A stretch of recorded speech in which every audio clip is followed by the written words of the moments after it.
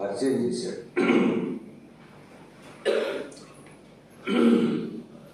ఆ వాగ్దానాలని మనము ధ్యానిస్తూ ఉండాలి. ఈ వాగ్దానాలు ఏంటంటే మనము చదివిన ప్రకారంగా, ఇప్పుడు దాని సాక్ష్యాలు చెప్పిన ప్రకారంగా ఉంటాయి. శరీర సంబంధంగా ఇప్పుడు విన్నాను, శరీర సంబంధంగా నెరవేర్చబడినటువంటివి, కుటుంబ సంబంధంగా, ఉద్యోగ సంబంధంగా, వ్యక్తిగతంగా, ఇవన్నీ మనము విన్నాం ఇప్పటిదాకా. కానీ వీటికంటే ముఖ్యంగా ఆత్మ సంబంధమైన నెరవేర్పు మనం కలిగి ఉండాలి. అందుకనే సార్వత్రిక సంఘ వాగ్దానంలోని 2025 సంవత్సరంలో ఉన్నటువంటివి, మరి మీరు ఎంతమంది కొనుక్కున్నారో తీసుకున్నారో తెలియదు, మనకి ఇక్కడ పెట్టబడి ఉంది కాబట్టి మనం చూస్తున్నాం. మొట్టమొదటిది ఈ వాగ్దానం, ఈ మోటార్ కార్డ్ చూడగానే చాలా సంతోషం అనిపించింది. ఎంత చక్కని వాగ్దానాలు దేవుడు మనకిచ్చాడు. ఈ సంవత్సరం అంతా కూడా ఈ వాగ్దానాన్ని ధ్యానం చేస్తూ ఉండాలా. ఆ వాక్యాల ప్రకారంగా, ఆ మాట ప్రకారంగా మనము మన జీవితాన్ని కొనసాగించుకుంటూ వెళ్ళాలి. ఈ వాగ్దానం యొక్క ఉద్దేశం అదే. తర్వాత ఈ వాగ్దానాలు ఏమిటంటే ఏదో శరీర సంబంధంగా, ఉద్యోగ సంబంధంగా, ఇంకా ఏం చెప్పారు, కుటుంబ సంబంధంగా, ఇవన్నీ ఉంటాయి. కానీ అందులో హెచ్చరికలు ఉంటాయి, అవి చూడాలి మనం. ఏదో నెరవేరిపోయింది, అది నెరవేరింది, ఇది నెరవేరింది కాదు. అందులో హెచ్చరికలు ఉంటాయి. ఆ హెచ్చరికలు ఇంపార్టెంట్. నెరవేరుతాయి. ఈ సంవత్సరం తీసుకున్న వాగ్దానమే కాదు, రోజు మనం డైలీ పోర్షన్లో మనం చదువుతుంది, దాంట్లో నుంచి వాగ్దానాలు వస్తాయి. ప్రభా ఈరోజు అన్న దగ్గర పోతున్నా, నాకు వాగ్దానం ఏంటి, దేవుడు వాగ్దానం ఇస్తాడు, ఆ వాగ్దానం అక్కడ నెరవేరుతుంది. పెళ్లి చూపులకు పోతున్నా, దేవా వాగ్దానం ఏమంటే దేవుడు వాగ్దానం ఇస్తాడు. ఆ వాగ్దానం ప్రకారంగా పెళ్లి చూపులు వద్దని చెప్తాడో లేదు కావాలని చెప్తాడో దేవుడు చెప్తాడు. ఇది సంవత్సరము మొదట్లో సంవత్సరం అంతా నెరవేరడానికి కోసమైనటువంటి వాగ్దానం కాదు. నేను యవనస్తుడిగా ఉన్నప్పుడు నాకు వాగ్దానం వచ్చింది, వాగ్దానం తీసుకున్నాను. ఆ దినాల్లో నేను పట్టించుకోలే. నాగుపాములను తొక్కుతావు, భుజంగములను అనగదొక్కుతావు. నాగుపాములను తొక్కుతామండి. భుజంగములు అంటే సింహముల్లా ఉంటాయి అవి, భుజంగములు. అనగదొక్కుతావు అని వాగ్దానం వచ్చింది. భుజంగములను ఎట్లా దొక్కుతామండి? మాకు గేదెలుండే టైంలో గడ్డి కోసుకోవడానికి వెళ్ళేవాడిని. ఆ టైంలో లిటరల్గా, ఫిజికల్గా పాములు దొక్కాయి. ఓహో ఇదేనేమో పాములు దొక్కేది, నాగుపాములు దొక్కేది అనుకున్నా. తర్వాత ఇంకొకటి వాగ్దానము ఆ యెషయాలోనే,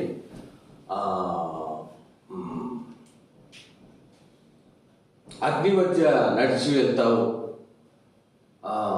నదులు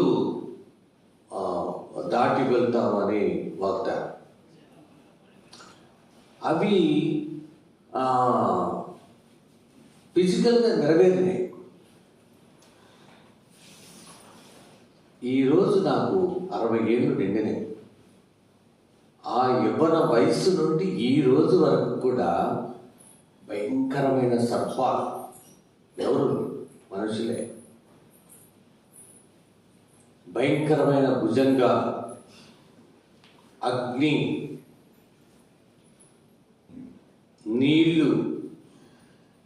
ఆ రోజుల్లో ఈత రాసు దాంట్లో దిగి పడిపోయి లేచి బయటకు వచ్చేసాను. ఎట్లనో నా కిందనే, నేను కింద పైన కరెంటు తీగలు కాలిపోయి నిప్పురవ్వలు పడ్డాయి.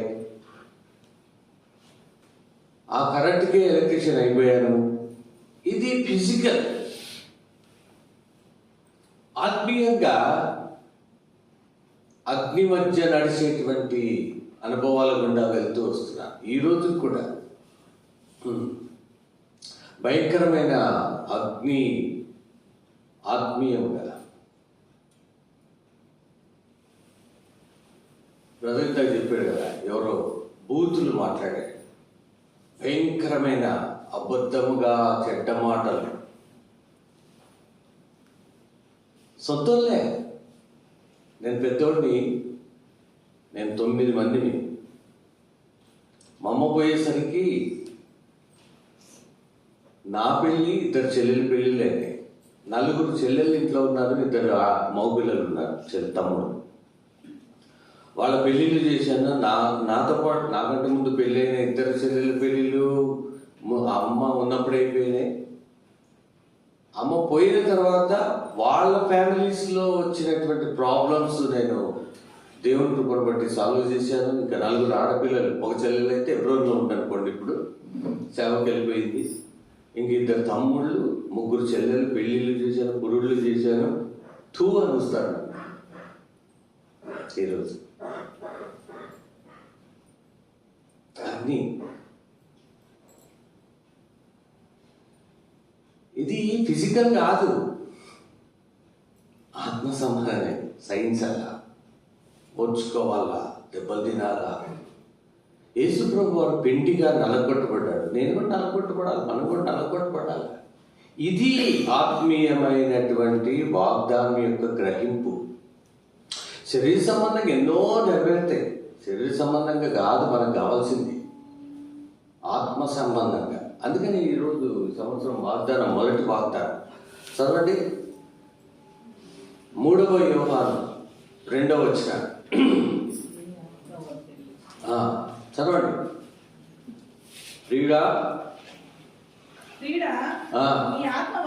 నీ ఆత్మ వర్ధిల్లుచున్న ప్రకారము నీవు అన్ని విషయములలో వర్ధిల్లాలా. ఈ 3 వాగ్దానాలు చూస్తే నాకు అదే సంతోషమైంది. 3 వాగ్దానాలు కూడా హెచ్చరికలతో, కండిషన్లతో కూడినటువంటి వాగ్దానాలు. ఫిజికల్గా మనకు అవసరం లేవు, ఆత్మ సంబంధమైనటువంటి వాగ్దానాలు. ఫిజికల్గా అక్కడ ఉంది ఏంటి? సౌఖ్యముగాను.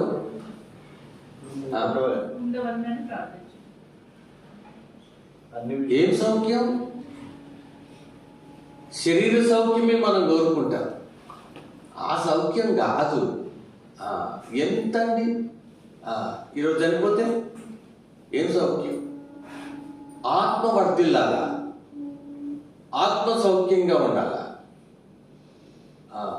ఏ వాగ్దానం వచ్చినా కూడా ఫిజికల్గా నేను ఆలోచన చేయకూడదు కూడా. భక్తుల్ని కూడా నేను చూశాను, ఫిజికల్గా దేవుడు అందిస్తాడు, నో ప్రాబ్లం. ఎప్పుడైతే దేవుని మనము ఆశ్రయిస్తామో మనకు అన్నీ ఉంటాయి. ఇక్కడ మొదటి మాట, 2వ మాట, 3వ మాట, 3 కూడా వర్ధిల్లటము, సఫలము. ఇంగ్లీష్లో ప్రాస్పరస్. 3 ఒకటే వర్డ్ ఇంగ్లీష్లో. మొదటి మాట వర్ధిల్లుట, 2వది సఫలము, 3వది సఫలము. ఇదే ఎక్కడ? లోకంలో కాదు, శరీరంలో కాదు, కుటుంబంలో కాదు, ఉద్యోగంలో కాదు, పనుల్లో కాదు. ఆత్మీయంగా మనము వర్ధిల్లాలండి, ఆత్మీయంగా వర్ధిల్లాల.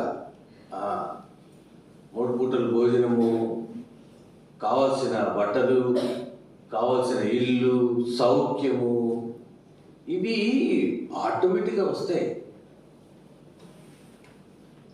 ఇప్పుడు ఎవరో చెప్పారు, ఎవరో చెప్పారు, నొప్పి, ఆ బ్రదర్ అనుకుంటా, నొప్పి అన్న, నొప్పి కలిగితేనే దేవుని కోరిక ఏంటో, దేవుని అక్కర ఏమిటో ఎరిగి ప్రార్థన చేసి. నొప్పి లేకపోతే ఏదో వస్తాం పోతాం అంతే. ఆత్మ ఏమైపోతుందో, ఏది ఏమైపోతుందో, మన సౌఖ్యము, మన శరీరము, మన ఇల్లు, మన భార్య, భర్త, పిల్లలు, మనము సౌఖ్యం ఇదే. నొప్పి కావాలి. చెప్తున్నా కదా, ఇప్పుడు 60 ఏళ్ళు వచ్చినాయి నాకు. ఆ వయసు నుంచి కూడా నేను శ్రమలు పొందుతూనే ఉన్నా. ప్రార్థన, వాక్యం, అదే రెండవది. ఏంటి చూడండి, చదవండి. మొదటి కీర్తన 2వ వచనం, యెహోవా ధర్మశాస్త్రమునందు ఆనందించుచు దివారాత్రులు దానిని ధ్యానించువాడు ధన్యుడు. అతడు నీటి కాలువల ఊరలో నాటబడినదై ఆకు వాడక తన కాలమందు ఫలమిచ్చు చెట్టు వలె నుండును. ఏమవుతుందట? ఎప్పుడు సఫలమయ్యేది? 2వ వచనంలో ఉంది. ఎంతమంది చదువుతున్నారు బైబిల్? మా ఇంటికి రండి, పెద్ద లైబ్రరీ ఉంటుంది నా దగ్గర. ఆ పాప అడిగింది పొద్దున్న, ఆ బైబిల్ మెరుస్తుంది, కవరు ఇవ్వరు, అన్ని లామినేషన్ ఉంటాయి నా బైబిల్. ఇందాక చెప్పాను కదా, బైబిల్ని గౌరవిస్తే, బైబిల్ని మనం మోస్తే బైబిల్ మనల్ని మోస్తుంది.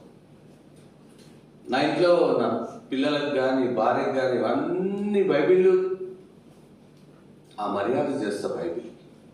ఎందుకు? చదువుతున్నా కాబట్టి. బైబిల్ పై షోకులు కాదు.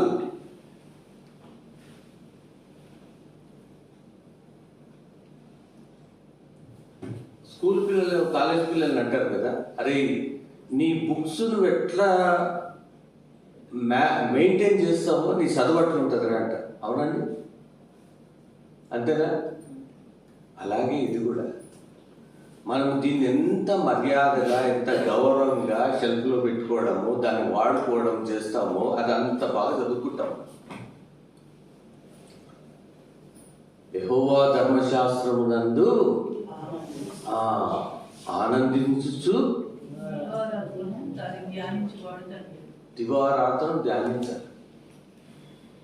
ఇది ఆత్మీయ మేలు, ఆత్మీయంగా ఎదిగేది. అందుకని 3 వచనాల్లో కూడా వర్ధిల్లుట, సఫలము అనేటువంటిది ఉందట. నీ ఆత్మ వర్ధిల్లుచున్న ప్రకారము యోహాను, యేసుక్రీస్తు ప్రభు వారి యొక్క శిష్యుడైన యోహాను గాయు అనే యవనస్తుడికి రాస్తున్నాడు అన్నమాట. నీ ఆత్మ వర్ధిల్లుచున్న ప్రకారము నీవు అన్ని విషయములలో కూడా నీవు వర్ధిల్లుతూ సౌఖ్యముగా, సుఖముగా ఉండాలని ఏమన్నాడు? ప్రార్థించుచున్నా. ఆత్మ వర్ధిల్లుతుందో లేదో కానీ ఈరోజు అన్ని విషయాల్లో మనం వర్ధిల్లుతున్నాం. అన్ని విషయాలంటే ఇంకా అన్ని నేను చెప్పాను కానీ మనకు అందరికీ తెలుసు. ఆత్మ వర్ధిల్లదు. ఆత్మ వర్ధిల్లటం అనేటువంటిది ఏముండదు. లూకా సువార్త 2వ అధ్యాయం 52వ వచనంలో యేసుక్రీస్తు ప్రభు వారు వర్ధిల్లినటువంటి విషయం మనకు అక్కడ కనబడుతుంది. యేసు జ్ఞానమందును, వయస్సునందును, దేవుని దయందును, మనుషుల దయందును ఏమయ్యాడంట? వర్ధిల్లుతున్నాడు. వర్ధిల్లుట, ఇతరమైనటువంటి అన్ని విషయాల్లో వర్ధిల్లుతాం. వర్ధిల్లుట, ప్రాస్పరస్ అనేటువంటిది అందరూ కోరుకుంటాం. కుటుంబంగా మనం వర్ధిల్లాలా, మంచి సంపాదన కలిగి హై లెవెల్లో వెళ్ళిపోయి కోరికలు ఉంటాయి మనకి. నిజమే, వర్ధిల్లాలి కూడా. యేసుక్రీస్తు ప్రభు వారు మాదిరి అక్కడ చూపిస్తాడు మనకి. అన్నిటికీ యేసు ప్రభువే మనకు మాదిరి, ఇంకెవరో కూడా కాదు. యేసు ప్రభువే మనకు మాదిరి. ఆయన జ్ఞానమందు వర్ధిల్లుతున్నాడంట, వయస్సునందు వర్ధిల్లుతున్నాడంట. ఇంకేంటండి? దేవుని దయ, మనుషుల దయ. ఇది ఆయన మాదిరి మనకు చూపించాడు. అందుకనే మనకు బీబీఎస్లో మరి ఒక వచనం కూడా, ఒక అంశం ఉంది, ఒక ఇయర్ అదేదో 2 పేతురు 3:18 అక్కడ హెచ్చరిక చేయబడతాము. 2 పేతురు 3:18 మన ప్రభువును రక్షకుడైన యేసుక్రీస్తు యొక్క జ్ఞానమందును అనుగ్రహించు కృపయందును జ్ఞానమందును అభివృద్ధి పొందుడి, వర్ధిల్లండి. ఏం జ్ఞానం అంట, ఏమి కృప అంట చెప్పండి. మన ప్రభు అయిన యేసుక్రీస్తు ప్రభువారి అనుగ్రహించేటువంటి కృపయందు జ్ఞానమందు వర్ధిల్లాల. మనుషుల కృప, మనుషుల జ్ఞానము, మన జ్ఞానము, మన సామెతలు 3:7 ఉంది, చదవండి. సామెతలు 3:7 నేను జ్ఞానిని కదా అని నీవు అనుకోవద్దు.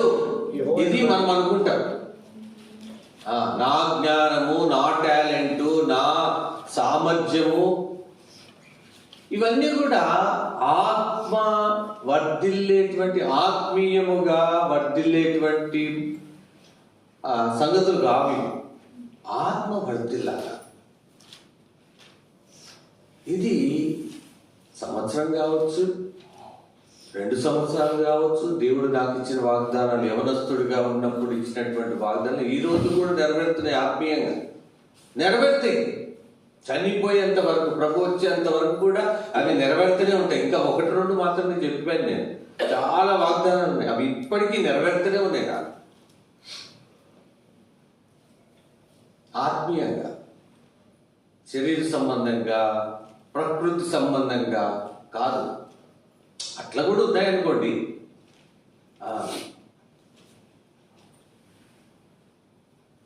ఆత్మ సంబంధంగా నెరవేర్చమని దేవుని అడగాలి. ఆత్మీయంగా వర్ధిల్లుట ఏంటి అనంటే,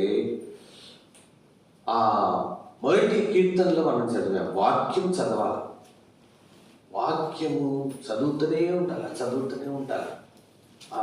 వాక్యం చదవడం అంటే ఎంత ఇష్టం అంటే నాకు, నా మంచం పక్కన ఉంటాయి బైబిల్స్, అవతల షెల్ఫ్లో టేబుల్లో బైబిల్స్ ఉంటాయి అన్నీ. అవి చూస్తుంటే ఈ బైబిల్ చదవాలి, ఆ బైబిల్ చదవాలి అనిపిస్తుంది. ప్రేమించాలి, వాక్యాన్ని ప్రేమించాలి. అప్పుడే నీ ఆత్మ వర్ధిల్లుతుంది. నీ ఆత్మ వర్ధిల్లిన ప్రకారము ఆ ఆత్మ వర్ధిల్లాల. ప్రార్థన జీవితం, వ్యక్తిగత ప్రార్థన ప్రాముఖ్యమైంది. వ్యక్తిగత ప్రార్థన, వ్యక్తిగత ఆరాధన చాలా ప్రాముఖ్యమైంది. అదే మనల్ని ఆత్మీయంగా ఎదుగుదలలోనికి, వర్ధిల్లేదానికి తీసుకొని వస్తుంది. మన ఆత్మీయ జీవితం ఎదగాలంటే, వర్ధిల్లాలంటే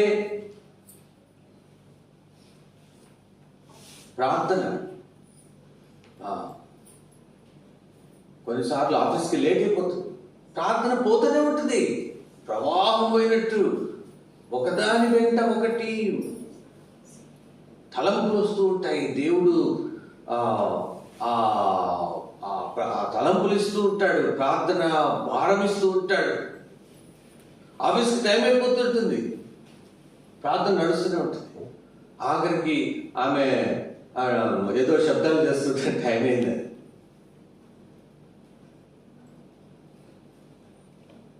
అది ఆత్మీయ వర్ధిల్లుట. యేసు ప్రభు వారు కూడా ఆ విధంగా వర్ధిల్లారు. అదేవిధంగా ఆత్మీయమైన, ఆత్మ సంబంధమైన ఈ వర్ధిల్లుటలోనే శరీర సంబంధంగా, కుటుంబ సంబంధంగా అన్ని విధాలుగా కూడా జ్ఞానముతో, తెలివితేటలతో మనం వర్ధిల్లుతాం. కొలసు పత్రికలో మనకు తెలుసు కదా, బుద్ధి జ్ఞాన సర్వ సంపదలు ఆయనలో ఉన్నాయి. అవి మనకిస్తాడు ఆయన. ఆయన మనకి ఇవ్వాలా. మనము మన తెలివితేటలతోటి మన జ్ఞానంతో సంపాదించుకునేదిగా. చెప్పాను కదా, లీవ్ గురించి చెప్పాను మొన్న. బాబు నీవి కావు అవి లీవులు, నేను ఇస్తా, నేనే అవి దాచిపెట్టి ఉంచాను. అంతే. ఏంటంటే మనము ప్రతి దానికి కూడా దేవుని చిత్తానికి, దేవునికి అప్పగించాలి. భక్తి గారు అదే చేసింది. దేవుని చిత్తము లేకుండా ఏది చేయాలి, అదే ఆత్మీయ వర్ధిల్లుటం. దేవుని చిత్తము లేకుండా ఏది మనం చేసినా వర్ధిల్లం. దేవుని చిత్తంలో ఉండాలి. ఆ దినాల్లో వేల మందికి కాన్వకేషన్ మీటింగ్లలో వేల మందికి భోజనాలు ఎట్లా వచ్చినాయి? ఈరోజు ఎవరు పెట్టలేకపోతున్నారు. బ్రదర్ ఇప్పుడు ప్రార్థన చేశాడు, కాన్వకేషన్ పెడదామని. ఎక్కడుంది ఆ విశ్వాసము? ఎక్కడుంది ఆ దేవుని చిత్తమును బట్టి మనం చేసేది? ఆ ఒక్క యోధుడు, ఆ ఒక్క పరాక్రమము కలిగిన ఆ బలాఢ్యుడు ఆయన ఒక్కడు చేశాడు. నీవు నేను చేయలేమా? నీవు నేను కూడా చేయగలం. ఆ విశ్వాసంతో ఉండాలా. ఆ ఆత్మ వర్ధిల్తలో, ఎదుగుటలో మనము కొనసాగాలి. దేవుని చిత్త ప్రకారంగా పోవాలా. భోజనాలు లేవంట, మీటింగ్ జరుగుతూ ఉంది, భోజనాలు లేవు, బియ్యం లేవు, ఏమి లేవు. మీకు అందరూ తెలుసు. అందరూ వస్తున్నారు, బ్రదర్ టైం అయిపోతుంది, అక్కడ బియ్యం లేవు, ఏమి లేవు. Let us pray. ఏం ప్రార్థన? ఏం ప్రే? నిజమే. దీర్ఘ ప్రార్థన కూడా చేయనక్కర్లేదండి. చిన్న ప్రార్థన, ప్రభువా భోజనం లేదు, ప్రభువా భోజనం లేదు, అంతే. ఒక్క మాట ఆటోమేటిక్ వచ్చేస్తుంది. లారీలు దిగినాయి. కుటుంబంలో కూడా అంతే. నా వ్యక్తిగత జీవితం నేను ఎరుగుతున్నాను, ఉద్యోగ జీవితం నేను ఎరుగుతున్నాను, కుటుంబ జీవితం నేను ఎరుగుతున్నాను, ఆత్మీయ జీవితము, మందిర సహవాస జీవితం నేను ఎరుగుతున్నాను, పరిచర్య జీవితం నేను ఎరుగుతున్నాను. హన్న దేవుని అక్కర ఎరిగి ప్రార్థించింది. ఆమె కోరిక తీరింది, ఆమె అక్కర తీరింది, దేవుని అక్కర తీరింది. సంతోషం. 2వ అధ్యాయంలో 10 వచనాలు కూడా అది చదివితే చక్కని ఆరాధన. ఇది ఆత్మీయమైన ఎదుగుదల. నీ ఆత్మ వర్ధిల్లుచున్న ప్రకారంగా అన్ని విషయములలో కూడా నీవు వర్ధిల్లాలంటే 2వ మాట అక్కడ దేవుని వాక్యాన్ని ధ్యానించటం. ఆ వాక్యము ధ్యానించుటలో ఆ వ్యక్తి ఏమవుతున్నాడంట అంటే, అతడు చేయునదంతయు సఫలమగు.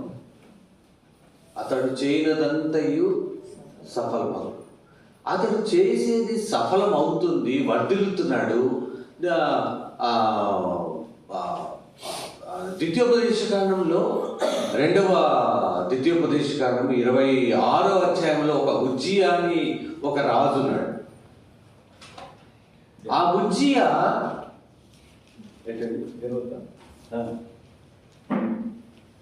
ఎంతో దేవునికి సేవ చేశాడు, దేవునికి ఇష్టమైన సేవ చేశాడు. దేవుడు ఆయనను వర్ధిల్ల చేశాడు. 16వ వచనం 26-16 చదువుతారా? అయితే అతడు స్థిరపడిన తర్వాత అతడు మనస్సును గర్వించి చనిపోయాడు. అయితే ఆ వచనం స్టార్టింగ్ లో అయితే అన్నాడు. అయితే అంటే దానిపైన ఏదో ఉందన్నమాట. చదవండి. మరియు అతడు ఆ. అంబులనేమి ఆ. దద్రాలనేమి ప్రయోగించుటకై ఆ. ఉపాయశాలను కల్పించిన ఆ. యంత్రములను యెరూషలేములో చేయించి ఆ. దుర్గముల్లోను బురుజులలోను ఉంచాను. ఆ. అతడు స్థిరపడి వరకు అతడు స్థిరపడు వరకు అతనికి ఆశ్చర్యకరమైన అతనికి సహాయము కలిగెను. ఆశ్చర్యకరమైనటువంటి సహాయం దొరికింది. అతని కీర్తి దూరం వ్యాపించదు. చూడండి, అతని కీర్తి దూరంగా వ్యాపించింది. ఎట్లానంటే 5వ వచనం, దేవుని ప్రత్యక్షత విషయమందు ఆ. తెలివి కలిగిన జకర్యా దినములలో ఆ. అతడు దేవుని ఆశ్రయించెను. అతడు ఎవరిని ఆశ్రయించాడు? వాక్యమును ఆశ్రయించాడు, దేవుణ్ణి ఆశ్రయించాడు. అతడు యెహోవాను ఆశ్రయించినంత కాలము యెహోవాను ఆశ్రయించినంత కాలము దేవుడు అతన్ని వర్ధిల్ల చేశాడు. దేవుడు అతన్ని వర్ధిల్ల చేశాడు. ఇది వర్ధిల్లాడు. ఎందుకు వర్ధిల్లాడు? దేవుణ్ణి ఆశ్రయించాడు. దేవుణ్ణి ఆశ్రయించాడు, వర్ధిల్లుతూ వచ్చాడు. 15వ వచనంలో ఏమన్నాడు? అతను స్థిరపడి వరకు అతనికి ఆశ్చర్యకరమైన సహాయం. చూసారా? కీర్తి దూరంగా. అది ఆత్మీయమైన వర్ధిల్లుట, ఆత్మ వర్ధిల్లుట. అది ఫిజికల్ గా కూడా, శరీరరీతిగా, ఆ రాజరికంలో కూడా ఉంది అది. కానీ ముఖ్యంగా అక్కడ మనము 15వ వచనంలో ఆశ్చర్యకరమైన సహాయం దేవుడు ఆయనకి ఇచ్చాడు. 16వ వచనంలోకి వచ్చేసరికి ఏమైపోయింది? అయితే అతడు స్థిరపడిన తర్వాత, వర్ధిల్లుతూ వచ్చిన తర్వాత, ఎదుగుతూ వచ్చిన తర్వాత, అన్ని సహాయాలు పొందుకుంటూ వచ్చిన తర్వాత మనోడికి ఏమైపోయింది?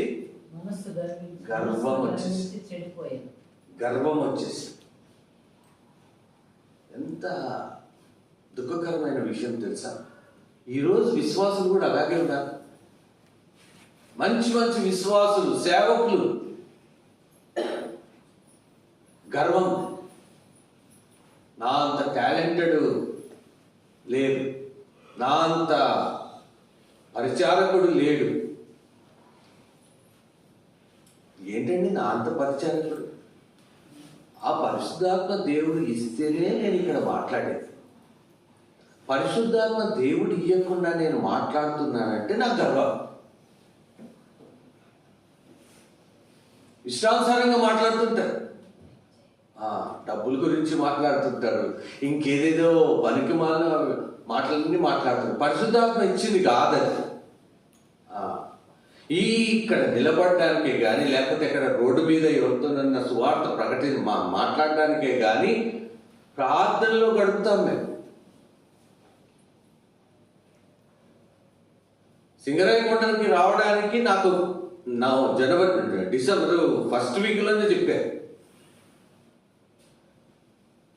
2 రోజులు చూశాను మీ బ్రదర్ అడ్రస్ నంబరు అంటే వాళ్ళు ఇవ్వలే.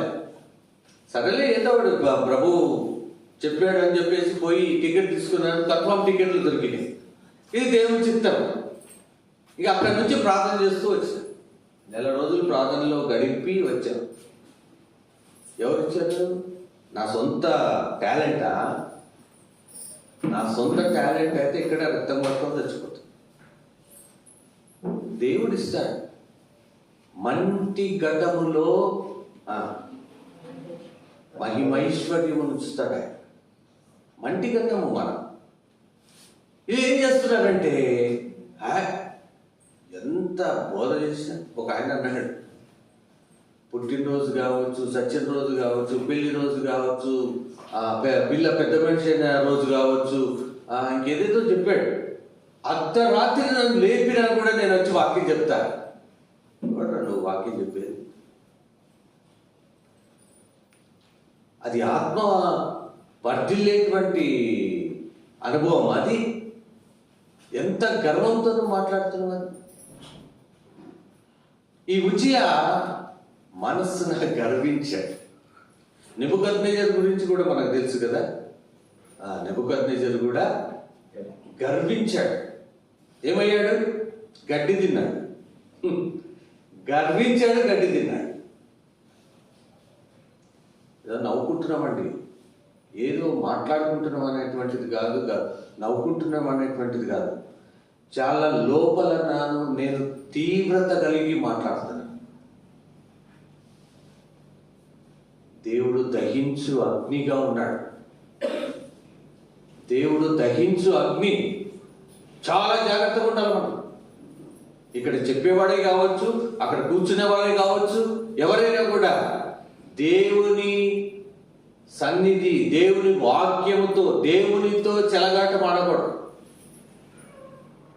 నాకు చెప్పాను, బట్టలు ఇచ్చుకొని రోడ్డు మీద తిరిగాడని. అట్లాంటివి చాలా ఉన్నాయి, నేను చూశాను. నా 60 ఏళ్ళ జీవితంలో అట్లాంటి వాళ్ళని చూశాను. చచ్చిపోయారు, ఎగిరిపోయారు. ఆరోగ్యంగా ఉన్నట్టుగానే ఉన్నారు, ఎగిరిపోయారు. ఒక ఆయన వాళ్ళ భార్యకు కేజీ క్లాస్ ఇచ్చారు VBSలో. ఇచ్చిన తర్వాత ఆ సంవత్సరం అయిపోయింది. 2-3 సంవత్సరాలుగా కేజీ క్లాస్ ఇస్తున్నారు.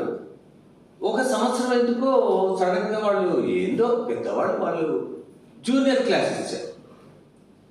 సరే, ఆమె జూనియర్ క్లాస్ తీసుకుంది. మళ్ళీ నెక్స్ట్ ఇయర్ కేజీ క్లాస్ ఇచ్చింది. అంటే ఆ లిస్టు సరిగ్గా చూసుకోలే వాళ్ళు. వీళ్ళు ఆ సంవత్సరము జూనియర్ క్లాస్ ఇచ్చారు. అరే ఈమె కేజీ క్లాసు అనుకొని మళ్ళీ నెక్స్ట్ ఇయర్ కేజీలో వేశాడు. ఆమె భర్త ఎంత గొడవ చేశాడంటే, ఏం చేస్తున్నారు మీరు? ఆటలు ఆడుతున్నారా? పనికి వాళ్ళ మాటలన్నీ మాట్లాడు.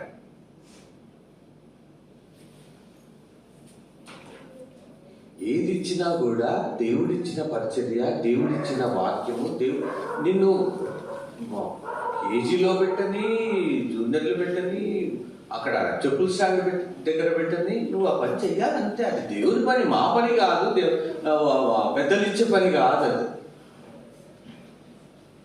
దానికి క్వశ్చన్ చేస్తారు ఇవాళ మనస్సును గర్వించి ఎగిరిపోయాడు. స్పాట్లో ఎగిరిపోయాడు. అట్లాంటి వాళ్ళు చాలా మంది చూశారు. మనుషుల్ని గణపరుస్తారు, వాళ్ళ యొక్క ఘనతల కోసము మనుషుల్ని గణపరుస్తారు. ఒక ఆయన గుడ్డి ఆయన చేతులెత్తి ప్రార్థన చేస్తాడు, ప్రభా సేవకుడు ఆనంద్ గారిని ఇచ్చినందుకు వందనాలు. ఆనంద అది దేవుడు? అట్లా మనిషిని హెచ్చించి ప్రార్థన చేస్తావా? అది నీవు ఇంట్లో పోయి చేసుకో, ఇక్కడ కాదు. ఆయన మెచ్చుకోవాలని నువ్వు అట్లా ప్రార్థన చేస్తావా? ఎవరిని కనపరుస్తున్నావు? ఎవరిని ఆరాధిస్తున్నావు? ఆనందరాజు గారిని ఆరాధిస్తున్నావు, దేవుని ఆరాధించట్లే. ఆయనకి ఎప్పుడు క్యాన్సర్ వచ్చిందో మాకు తెలియదు, చనిపోయాడట. తర్వాత తెలిసింది మాకు. అదొకటి కాదు. అంటే నేను చెప్తున్నా ఏంటంటే, దేవుడు దహించు అగ్ని. ఈ ఉజ్జియా మనస్సును గర్వించాడు. ఏం జరిగిందంటే తర్వాత వచ్చింది చదవండి. మనస్సును గర్వించి ఏం చేశాడంటే యాజకులు చేయాల్సిన పని చేశాడు. అతడు ధూపపీఠం మీద ధూపం వేయుటకై యెహోవా మందిరంలో ప్రవేశించి, ఆయనకు అనుమతి లేదు మందిరంలోకి పోయేటువంటి యోగ్యత ఆయనకు కాదు, యాజకులు మాత్రమే పోవాలా. మనస్సులో ఉన్నటువంటి ఆ గర్వం ఏం చేసిందంటే తీసుకెళ్ళి ధూపం వేశాడు. ఏమైంది ఆయనకి? తన దేవుడైన యెహోవా ద్రోహం చేశాడంట. ద్రోహం అనుకుంటారు. ఏమండి ఆయన ఆనందరాజు ప్రార్థన చేసిన తప్ప అని అనుకుంటారు. అది ద్రోహమే, వాక్యంలో ఉంది. యెహోవా మీద ద్రోహం చేశాడంట. ఏమైంది?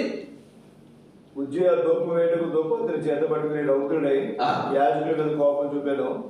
యెహోవా మందిరంలో ధూపం పీఠము ప్రక్కన అక్కడ ఉండగా యాజకులు చూస్తుండగానే అతని నొసట కుష్ఠరోగం పుట్టింది. నొసట కుష్ఠరోగం. అదేంటి చూసారండి?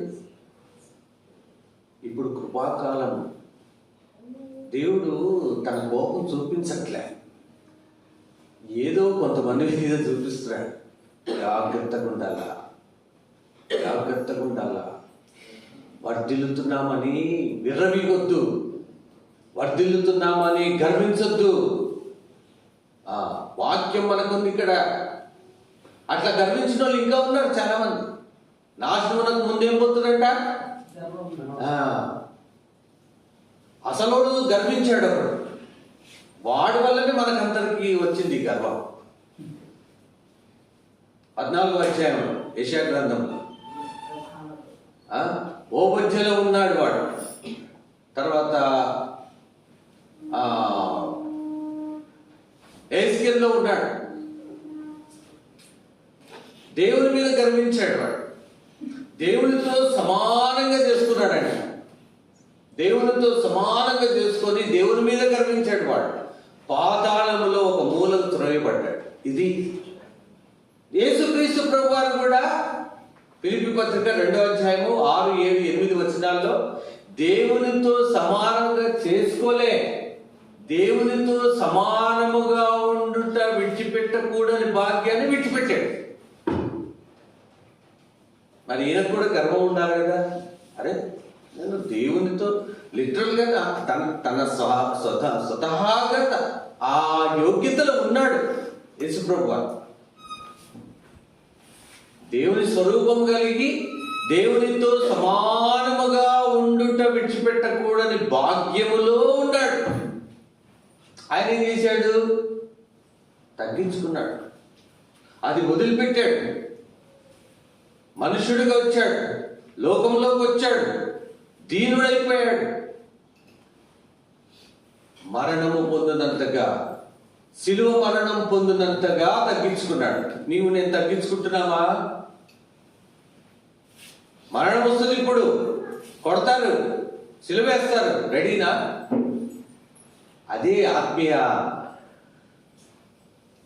వర్ధిల్లుట, ఆత్మ వర్ధిల్లుట. దేవుని చిత్తమైతే రేపు చూద్దాం ఇంకా ఈ వాగ్దానం. కాబట్టి వాగ్దానము హెచ్చరికతో ఉండేటువంటిది. వాగ్దానము కండిషనల్ ప్రామిస్. కండిషన్లు ఉంటాయి అందులో. ఆ వచనం, ఆ ఒక్క వచనమే మనకు సంబంధించింది కాదు. అధ్యాయం అంతా చదవాలా. నా చిన్నతనం నుండి, ఆ వయసులోనే నుండి మా అమ్మ నేర్పించింది మాకు. అధ్యాయం అంతా చదవాలరా. అధ్యాయం అంతా చదివితే నీకు ఇచ్చిన వచనంలో ఉన్నటువంటి సంగతుల గురించినటువంటి కండిషన్లు కావచ్చు, హెచ్చరికలు కావచ్చు, బోధలు కావచ్చు, గద్దింపులు కావచ్చు, ప్రేమతో ఆదరణలు కావచ్చు, అన్నీ ఉంటాయి. అవన్నీ నీకు సంవత్సరం అంతా నెరవేరుతాయి, జీవితం అంతా నెరవేరుతాయి. ఈ బైబిల్ అంతా వాగ్దానాలే. అది మనము మన జీవితానికి అన్వయించుకోవాలి. ఆ వాగ్దానాలు మనం తీసుకొని వెళ్ళిపోవడం కాదు. కొంతమందికి గుర్తు కూడా ఉండవు. ఒక నెల గుర్తుంటాయో, లేకపోతే 2 నెలలు గుర్తుంటాయి, తర్వాత మర్చిపోతాయి. ఎప్పుడో ఇక లాస్ట్లో, లేకపోతే ఎప్పుడో వాగ్దానం మీద చెప్పమంటారేమో అని అవి రాసుకొని గుర్తుపెట్టుకొని తెచ్చుకుంటారు. యాక్చువల్గా మా దగ్గర అయితే ఈ రోజు కానీ రేపు కానీ ఉండదు. నెక్స్ట్ ఆదివారము, దాని తర్వాతనో సాక్ష్యాలు ఉంటాయి. హెబ్రోన్లో మేము చెప్పేవాళ్ళం. రేపు జనవరి నెల అంతా కూడా కొన్ని సందర్భాలలో సాక్ష్యాలు చెప్పేవి ఉంటాయి.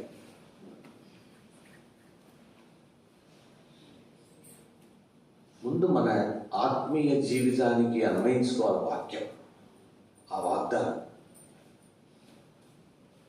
ఆ వాగ్దానము ఈ ఆత్మీయ జీవితానికి ఎట్లా అన్వయించుకుంటామో, నీ వ్యక్తిగత జీవితము, కుటుంబ జీవితము, ఉద్యోగ జీవితము, సమస్తము, మందిర సహవాసం కావచ్చు, పరిచర్య కావచ్చు, అన్నిట్లో కూడా ఆ వాగ్దానాలు నీకు నీలో అన్వయించబడి నీ ఆత్మ వర్ధిల్లేటువంటిదిగా ఉంటుంది. వర్ధిల్లిన తర్వాత ఇది నాది, నేను చేసిన, నేను అనేటువంటిది మనకు రాకూడదు. మా తమ్ముడు, మా అన్న, మా బ్రదరు, ఆనందరాజు గారు, ఇంకెవరో ఎవరు ఉంటారండి. దేవుడు చేస్తేనే నీకు ఏదైనా కూడా. ఆఫీస్ ఆఫీస్కి వెళ్తూ ఉంటాను, లేట్ అయింది ప్రభా, లేట్ అయిపోయింది, ఏదో సాయం చేయి ప్రభా అని ప్రార్థన చేసుకున్నాను. ఫ్రీగా ఉంటుంది అక్కడ. ఏం ప్రార్థన చేసుకునే అవసరం అండి? ఏదో ట్రాఫిక్లో లేట్ అయింది, ఇంటి దగ్గర లేట్ అయింది సార్ అని చెప్పేస్తే పోదా? దానికి కూడా ప్రార్థన చేసుకుంటాం. అంటే దేవుని మీద మనము ఆధారపడతాం, ఆయనను ఆశ్రయిస్తాం. ఈ ఉజ్జియా ఆయనను ఆశ్రయించాడు. ఆశ్రయించినంత కాలము ఆశ్రయించి బాగా డెవలప్ అయ్యాడు, వర్ధిల్లాడు. వర్ధిల్లిన తర్వాత ఇదంతా దేవుని వల్లనే వచ్చింది కదా ప్రభా, నీ వల్లనే నేను అనుకోలే, మర్చిపోయాడు. అవన్నీ మనసులో గర్వించాడు. అట్లా గర్వించిన వాళ్ళు చాలా మంది ఉన్నారు మన బైబిల్లో. గర్వించకుండా ఇదంతా నీదే కదా ప్రభా, ఇది నువ్విచ్చిందే కదా ప్రభా అన్నవాడు. అబ్రహాము పెద్ద ఆస్తిపడు, ఆయన గర్వించలే. ఆ యవనస్తులు తీసుకెళ్ళి యుద్ధం చేసి వచ్చాడు. మా వాడు ఏం యుద్ధం చేసి వచ్చారనుకున్నావు అనలే.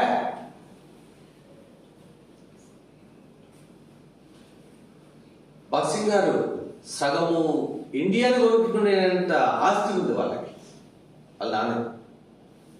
లండన్ నుంచి వచ్చిన తర్వాత ఇంత ఆస్తి ఉంది, ఒకడే కొడుకు, ఇంత ఆస్తి ఉంది, ఇంత ఉంది, నువ్వు రా ఇంటికి అని, బాంబేకి వచ్చి రా ఇంటికి అని పిలిస్తే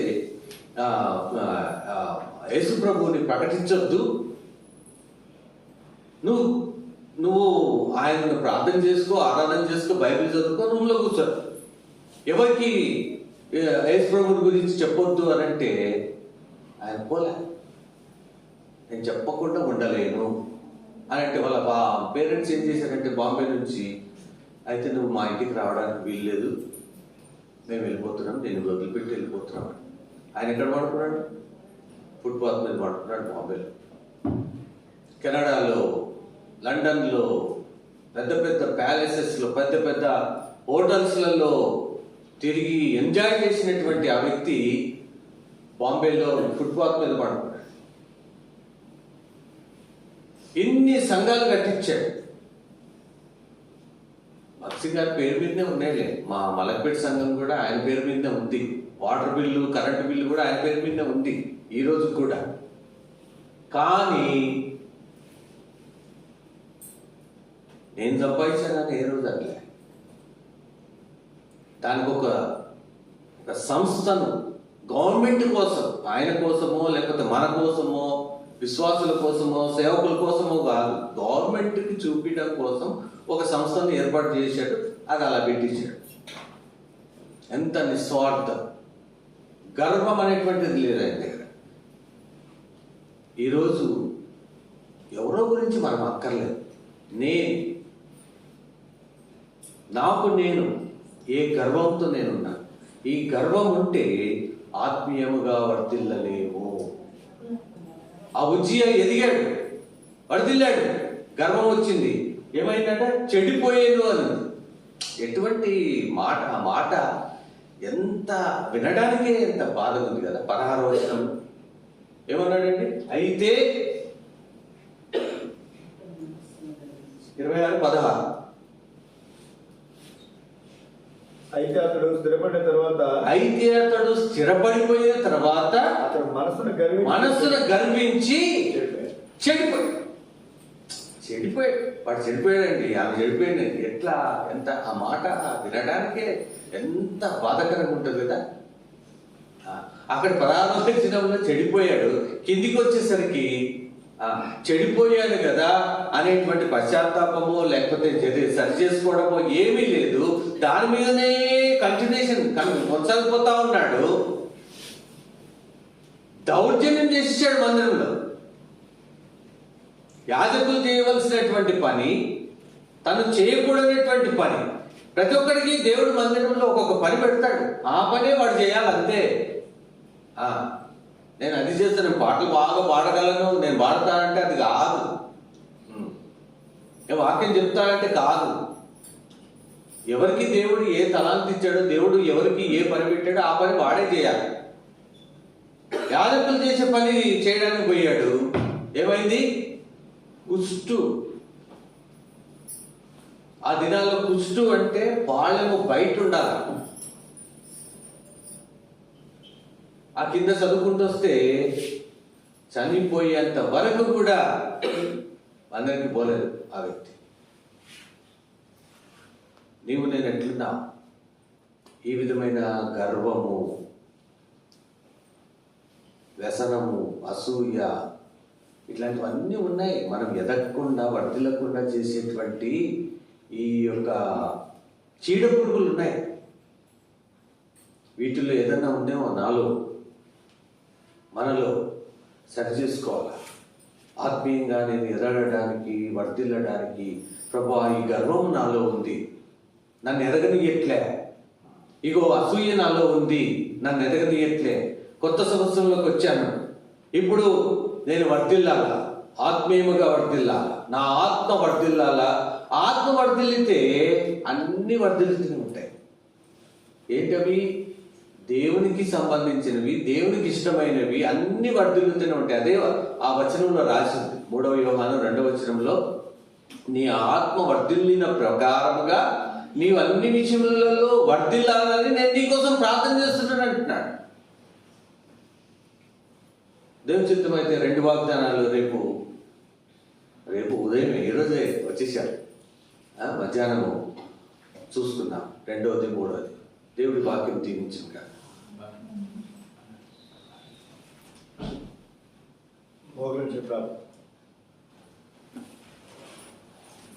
ప్రార్థన చేసుకుందా? ప్రియమైన మా తండ్రి యేసుక్రీస్తు నామమున వందనములు. మమ్మల్ని ప్రేమించి రాత్రి అంతా కూడా ప్రభా చక్కని సహవాసం మాకు ఇచ్చినందుకు వందనములు.